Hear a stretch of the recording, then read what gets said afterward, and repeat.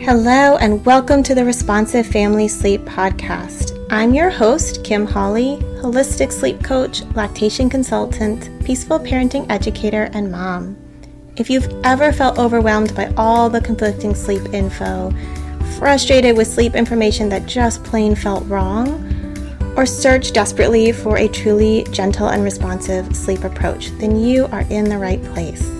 In each episode, we'll be answering your most pressing baby and toddler sleep questions, busting those sleep myths, and helping you understand truly developmental, biologically normal baby and toddler sleep, plus encouraging you to trust your intuition along the way. Let's get started. Hello, and welcome to the Summer from the Archives series. From now until the end of August, I'm going to be re-releasing some of the earlier episodes of the podcast on topics that I think are really important and really great topics to re-listen to, at different points in your parenting and sleep journey. So whether it's a first listen for you or a re-listen, I hope you'll enjoy. And the podcast will be back with new episodes starting in September. Happy summer! We are talking all about sleep and regulation, and I'm so excited to have the wonderful Lyndsey Hookway with us in this episode to be talking. And Lyndsey is one of my sleep mentors. I have studied under her, and so I'm so excited to have you here, Lyndsey. Thank you so much for inviting me. It's great to be here. Yeah, so why don't we just start off with maybe you sharing a little bit about yourself for the folks who don't know you, and then we'll jump into sleep and regulation. Sure, no problem. So I started off as a paediatric nurse. So I'm a registered children's nurse of 20 years. And I enjoyed that, but I was kind of more interested in working with families and promoting health. So I moved into public health children's nursing and did that for quite a while. And I worked in a variety of different settings. And I went back to work in the NICU for a little while. And then I went back into the community. I worked as an infant feeding lead. I'm an international board certified lactation consultant. So I kind of mixed that in as well to what I was doing. And essentially, I kind of ended up talking about sleep a lot and training and diving into the world of sleep. Oh, how did this happen? Well, mainly I came into it because of the breastfeeding support work that I was doing at the time. Mm-hmm. And back then, so we're sort of going back 15 years, the kind of dominant pressure on parents was to get their little ones into spaced feeding schedules. And it was very much considered abnormal to have children feeding after about 6 months in the nighttime. And this was kind of prevalent from a professional standpoint. That was what we were taught. And that was also what the dominant social kind of norm was as well. And so I was finding that when I was supporting people with lactation and their own breast and chest feeding journeys, that actually it was the sleep piece that was derailing their feeding journey. Mm-hmm. And so I started calling breastfeeding like a sleep scapegoat, because it was blamed for the fact that littles were sleeping, we now know, like littles do. There was nothing abnormal about what they were doing, but because of the dominant idea that little ones really should be in a routine, sleeping through the night, as in 12 hours through the night by 6 months, almost all children were basically being pathologized, and breastfeeding was the fall guy every single time. Mm-hmm. It seemed. So that's how I ended up in sleep work and mentoring people around sleep and teaching about sleep, and all of that kind of stuff has followed. And yeah, I do all sorts of things, including research and writing and all sorts of things. But in terms of the sleep piece, that's how I got here. I love that. I love looking back and thinking about how it's changed. Just my oldest is 10 and a half. And even when I was a new parent looking for sleep information, between then and now, it's even so different. The things that have the abundance of more responsive information, but also just seeing how the non-responsive stuff has shifted and changed. And bloomed in Yes. different ways. It's really interesting. Yeah, I think you're right. I think both sort of opposite extremes have exploded, actually. I think the sleep training world has exploded, but I also think the responsive sleep world has exploded as well. And I don't know, I think that's probably just the proliferation of social support that's found on social media, probably. And the fact that information, whether good or bad, now travels 10 times faster than it than it used to. When I first had my children, more than 14 years ago, Facebook groups weren't really that popular. Instagram didn't exist. I mean, can we believe it? But I mean, it's true. I raised a child without Instagram. Oh my gosh. How did I survive? But it wasn't really a thing. And actually physical face-to-face groups were more of a thing. But actually, if you were socially isolated, or if you had, mental health challenges, or you just were just too tired and couldn't, face going out to these groups, actually you were pretty unsupported, and therefore you were quite vulnerable to whatever information you were given by the people in your immediate circle, really. So I think it's both a good and a bad thing that we have this abundance of information via social media. It now kind of puts more pressure on everyone else to kind of filter that information for soundness and correctness, doesn't it? Which is stressful sometimes. Yeah, I remember I found, like, in my oldest first year, I got really lucky. I found James McKenna, and I found Helen Ball, and I found Tracy Castles and Evolutionary Parenting. And those are like the only resources I found. Yeah. And now it's like there's so much stuff out there. Thank goodness. Yeah. I mean, thank goodness I found them. Yeah, absolutely. So since we're here to talk about sleep and regulation, I'll bring us back to that, because I love the way that you talk about it. And you were actually the one that really put this on my radar as a sleep coach and helped bring it into the center of a lot of the work that I do. So let's maybe start off with, what is regulation and what does it have to do with sleep? Yeah, it's a great place to start. Okay, so I first started getting interested in regulation.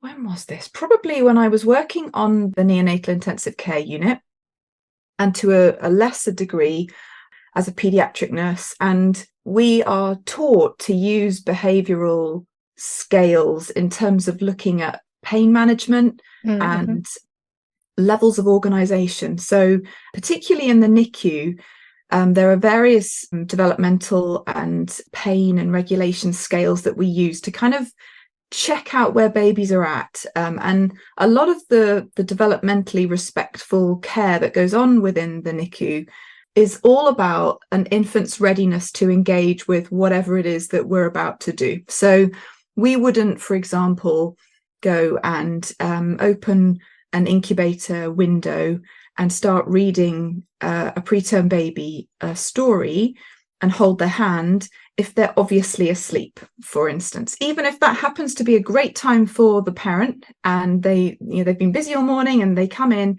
actually we would be educating and supporting that parent to look at that baby's outward signs of readiness to engage or not engage.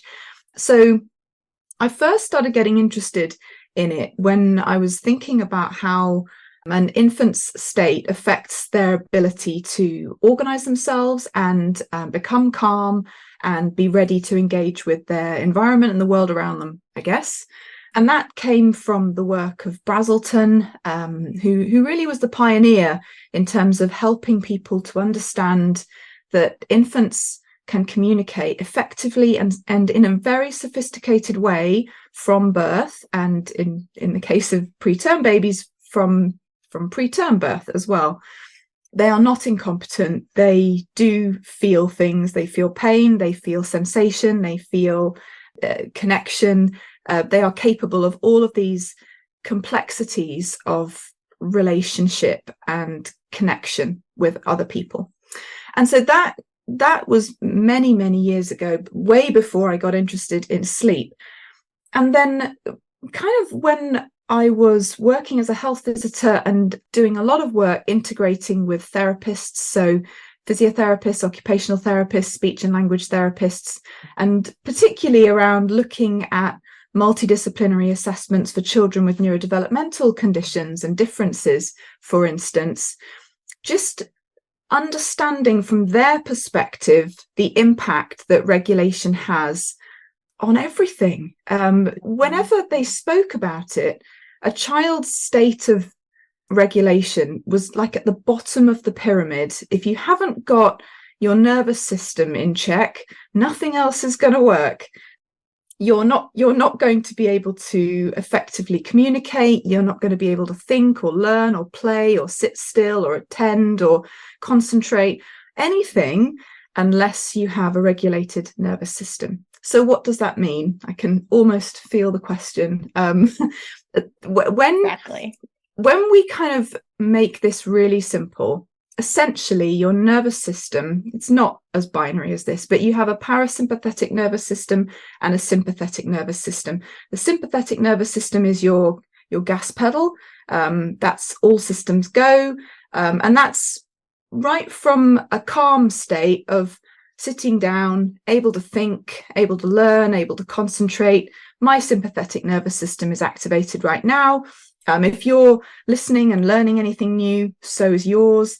And then if our gas pedal gets pressed down a little bit more and we become perhaps agitated, irritable, if, for example, I was sitting here and I could see my children's school flash up on my phone and I could recognize the number, and if I thought, oh no, what's happened? Someone's fallen out of a tree, or they've bad-mouthed a teacher, or I don't know, something.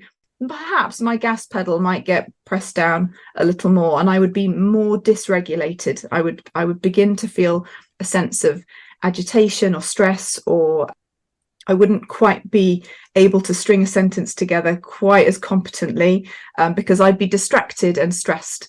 Does that make sense? If the gas pedal gets further pressed down when we're really dysregulated, like let's say, I don't know, I'm sitting here with a broken leg and the painkillers wear off, I'm going to be really, really dysregulated because I actually can't think when I'm in pain. So there are degrees of activation of your sympathetic nervous system. Then you have your parasympathetic nervous system, and this is all the way from feeling very, very calm and relaxed and ready to fall asleep through being lightly asleep and deeply asleep. So basically, sleep occurs in a non-stress state, in the parasympathetic nervous system state. You can call it the brake pedal, you can call it the rest and digest state, you can call it the parasympathetic nervous system, the PNS, whatever kind of trips off your tongue most readily. But essentially, sleep doesn't happen when you've got your foot on the gas pedal. It just can't work that way. We can fall asleep when we're stressed. Everyone knows that. And you also know how it feels when you wake up. You feel like you've actually not really slept very well at all, even if you've, caught 7 or 8 hours. So essentially, a degree of dysregulation. So if that gas pedal begins to be pressed down more, children are in that dysregulated state. And when you're dysregulated, they need help to get back to a state of regulation before they can become calm enough to fall asleep. And when you think about it in those terms, everything starts to make a lot more sense for sleep and the importance of being able to accurately interpret a child's outward signs. Does that make sense? Kind of went on there, didn't I? No, that's okay. I love all of that. It absolutely makes sense. And, it's why once I started learning more about this, it's where I start with all of my clients, is getting that idea in their head, because, it's not just if your baby's melting down crying before sleep. There's all different ways that activation can sort of interfere with the winding down process and being in the right state for sleep to be restful and restorative. And I don't think we don't tend to see it that way, right? Or there's more focus on worrying about being overtired or worrying about getting the right bedtime than making sure your little is actually in a good state for sleep.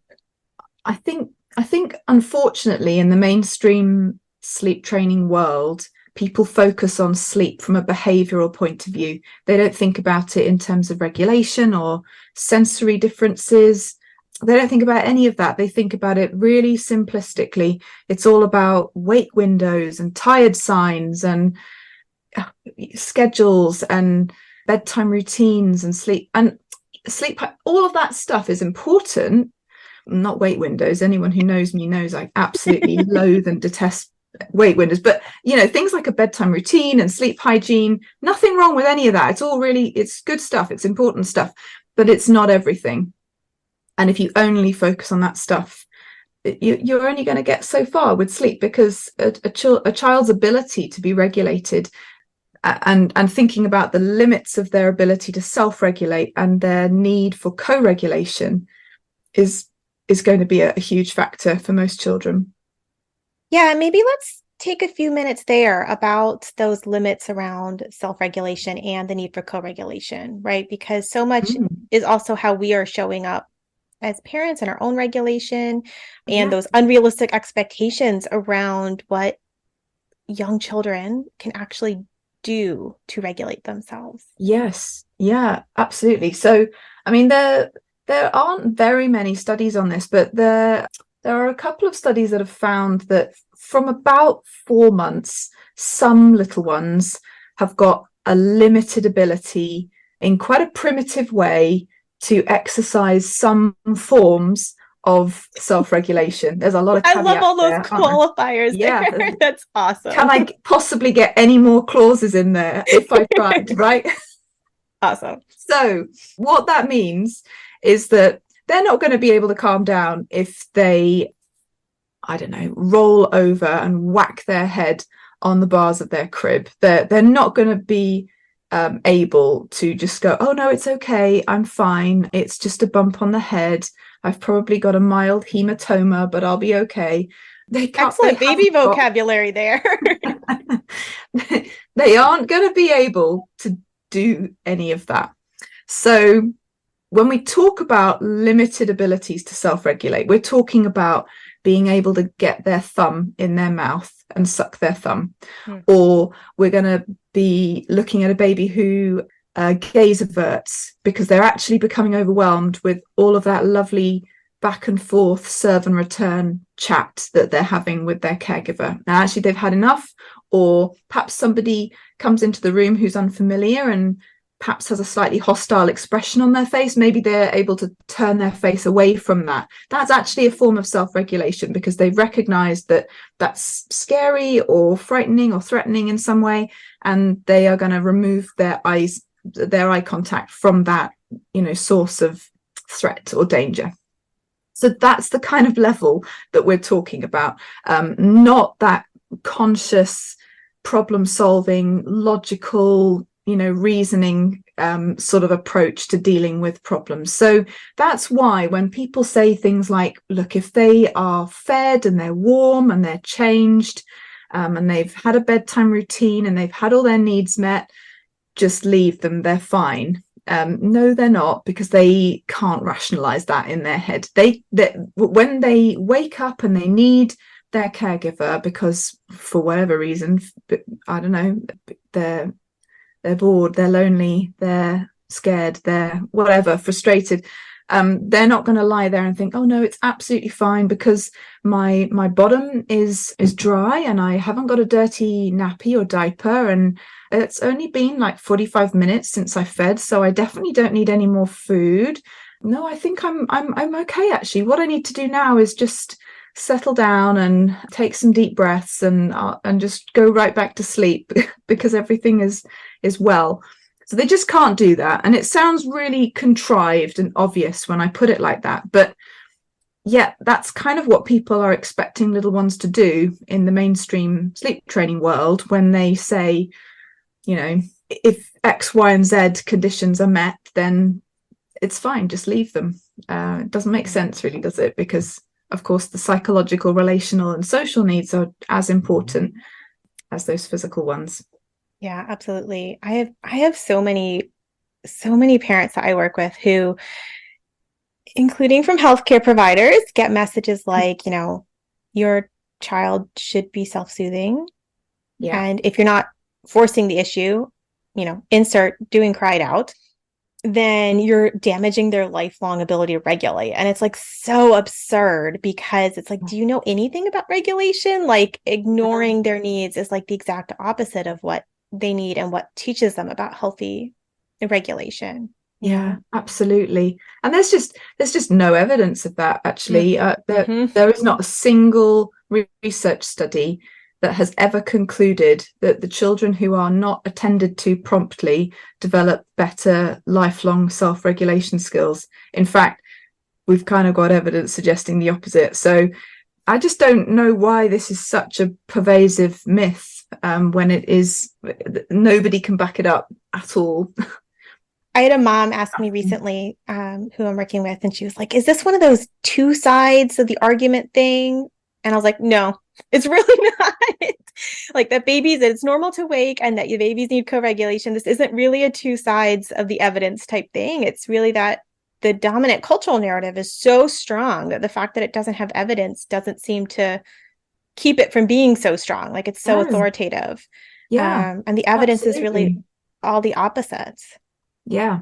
Yeah. So I wanted you were asking an interesting question before about how parent regulation and child regulation kind of interacts. Was that what you were going to ask me? Yep, that's what I was going to say, is I want to bring it to parent regulation and co-regulation and that emotion contagion aspect, because I think that is such a powerful tool that's so true well beyond sleep, right? Just like in parenting in general. So important. Yeah, absolutely.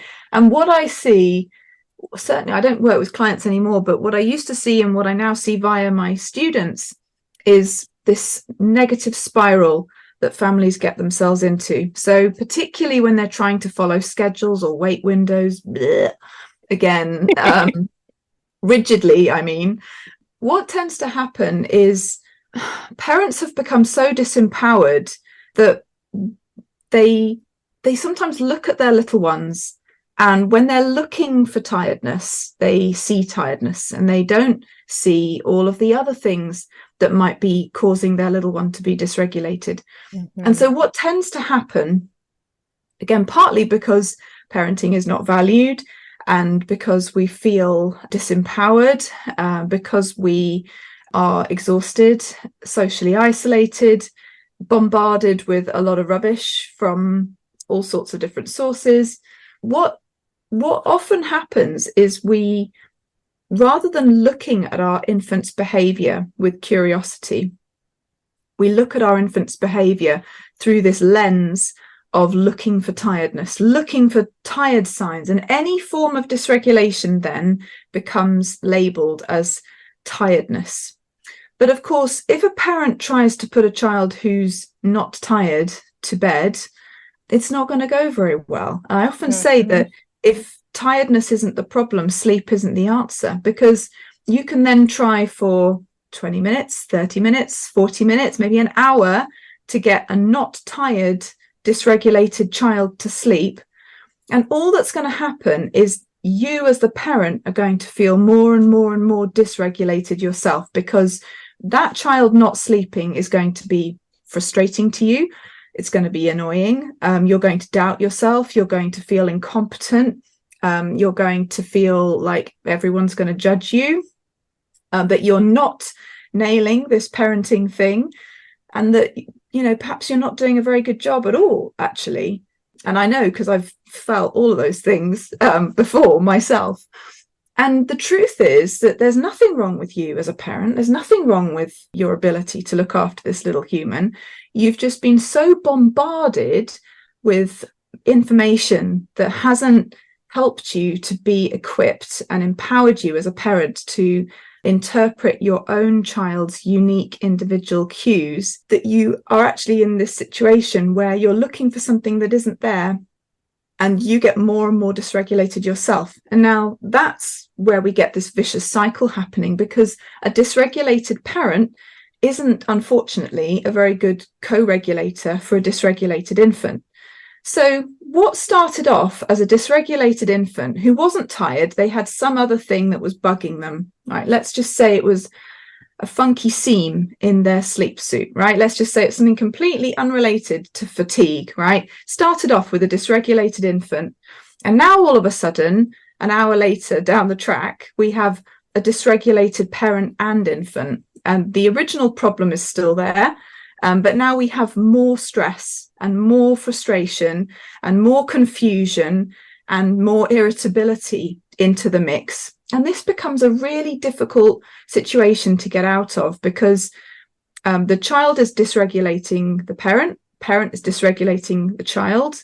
And the only way out of this usually is to just take a break, just leave the scene together. Or if you feel like actually you're about to lose it, then for goodness sake, go and collect yourself first, and then come back and try again. But the solution is to calm yourself, to recognize this situation for what it is, and also to recognize that this is not your fault, because actually it would take a superhuman to not be irritated and frustrated with a child who is not going to sleep when you genuinely feel like they are tired.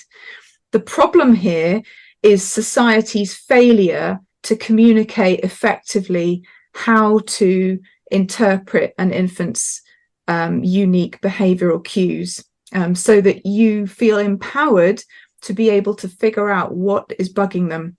And I call this the curiosity filter. So the solution that I often present is the curiosity filter. Rather than the tired filter, just use the curiosity filter. And that looks like, oh, you're crying, you're fussing, you're not very happy. I wonder why that is. I wonder if you're cold or hot or hungry or thirsty or bored, or if you're uncomfortable, or if you need a change of position. I wonder if you need a change of scene. Do we need to go outside?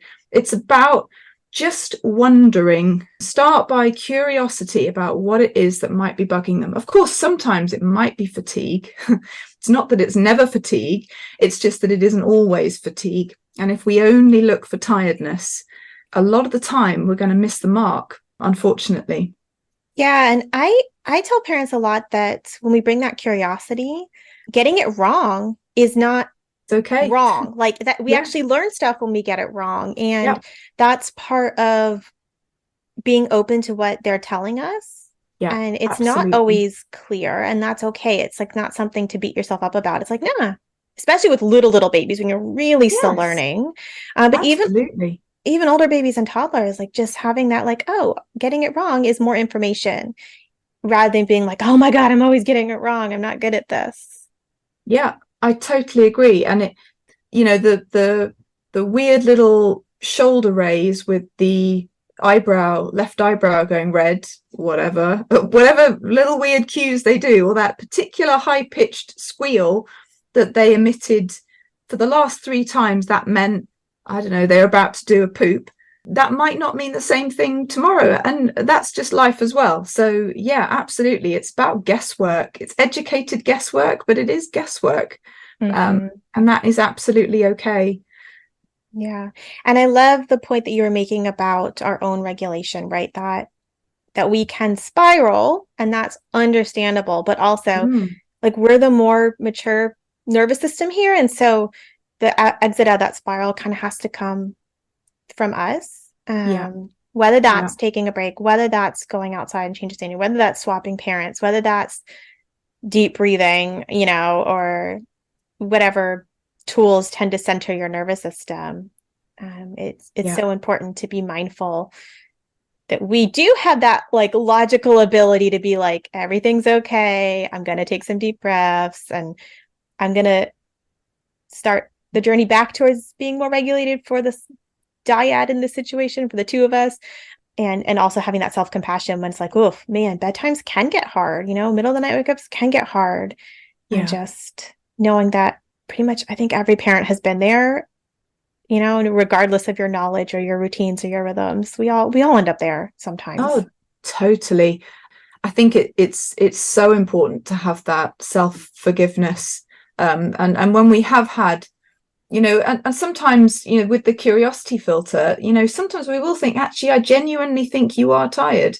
sometimes what will happen is they are tired, but also they have a funky seam in their left foot of their sleep suit. And of course, if you're stressed and tired, unfortunately, the stress tends to win out. So, sometimes parents are absolutely spot on.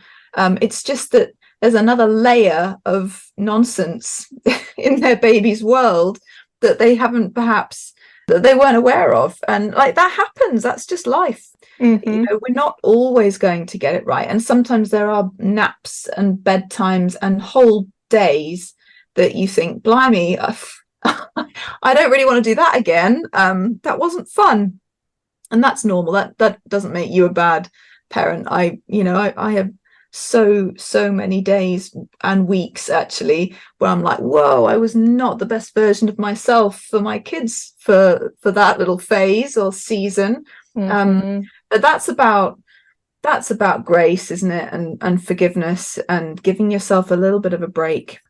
I think sometimes the zones of regulation can be really helpful for adults as well. And my little one is learning about this in school, which I'm so pleased about, that it's part of her mainstream education. But it's a huge part of helping parents understand regulation. It's like the idea that red is that, whoa, everything's horrible, it's all going wrong. Yellow is kind of not feeling fantastic right now. I'm quite irritable, I'm quite rattled, I'm a bit fidgety and nervous and can't really calm myself down brilliantly right now.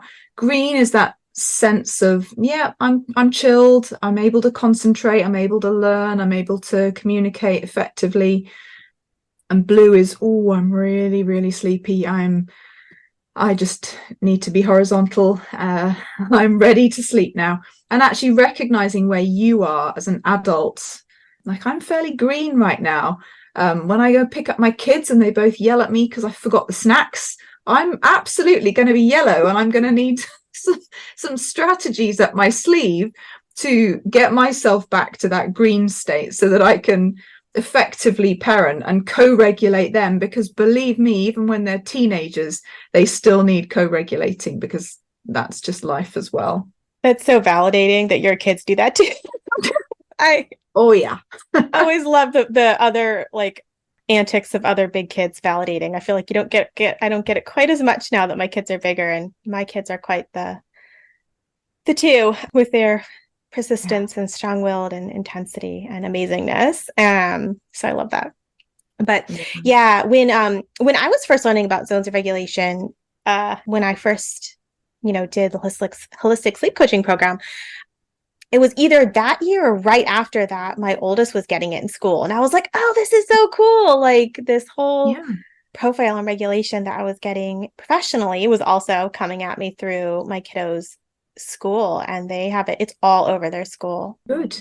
Ever since, like, now my little one's in kindergarten, and so it's there as well for her. It's so great. It's such an empowering tool for children to be able to recognize that they're yellow, they're fidgety. That might mean they need a movement break, or they need a snack, or they actually need the toilet. There's something that's making them squirmy and fidgety and not the best, most relaxed and regulated versions of themselves. Yeah. So as we wrap up, anything on sleep and regulation that you feel like we touched on that parents should really be thinking about? Or do you think we got it all? I think that's a good starter for 10, actually. I think I wish more people knew about regulation. I wish people realized that it was fundamental. If you can't get your head around this part, sleep's not going to happen unless regulation is happening. And like it really is as simple and also as complicated as that. Yeah. Absolutely. Awesome. Well, where can folks find you? And I'll put all your info in my show notes as well. But sure.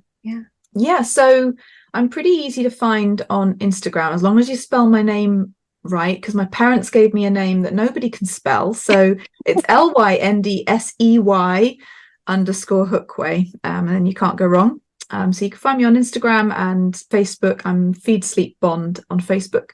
And my website is lyndseyhookway.com. So feel free to head over to any of those resources. And yeah, I look forward to connecting with some of you soon. Awesome. Thank you so much, Lyndsey. My absolute pleasure. Thanks for having me. Thank you for joining me today. I hope this episode left you feeling more informed, confident, and encouraged on your sleep journey. And just a reminder before you go that nothing in this episode is individualized to your specific sleep situation, nor is it to be taken as medical advice. Take what resonates, ignore what doesn't, and check with your healthcare provider about any medical concerns. Take a moment to subscribe to this podcast so that you'll never miss an episode. And take a moment to rate, review, or share an episode you love on social media. All of that helps parents just like you find me, this podcast, and this gentle and responsive sleep information. I'll see you next time.